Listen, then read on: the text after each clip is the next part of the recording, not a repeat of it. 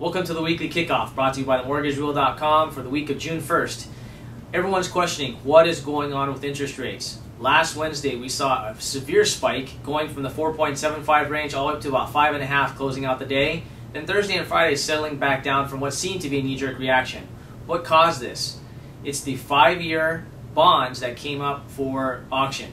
And when they came up for its maturity, there were just not enough buyers. The Federal Reserve is buying on a daily basis, but wasn't prepared for that type of volume.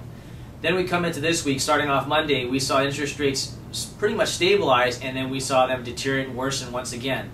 We're going to be closing out the day close to about that 5.5 barrier again, 5.375. What's causing it here today? A lot of concern right now is going on with China. And with China's concern of the United States are we going to be able to honor our debt? Are we going to be able to repay this debt as far as all this money that we're printing off?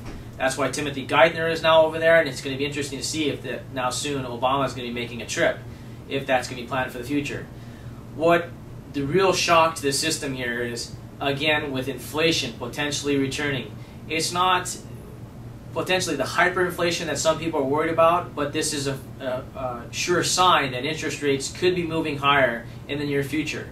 So will interest rates settle back down? We're hoping for some. As far as good news coming to the market, unemployment reports on Friday aren't going to be bearing the best of news, as those are expected to be higher again. The one thing that's very interesting is seeing the productivity being increased and also inventories, because they're so low. China is now saying on the other side they're starting to get more orders as far as production being increased. So that means globally they're now starting to see this, which could mean globally the end of recession is near. Now, how does that really transpire what's going on with housing? The only scary factor we have to worry about right now is housing definitely has not really stabilized in the United States yet, and should interest rates have this sudden spike, how will the buyer's market react? We have been taking the stance for many, many months to make sure to get your applications in if you're going to be refinancing, and also if you're looking to buy a home, to get that in to make sure you're pre-approved and ready to lock. From now on, it's going to be that definite seesaw pattern that we're going to have through this summer, this home buyer season, to definitely lock when it is prudent based on information you're receiving from the marketplace and, most importantly, your mortgage professional.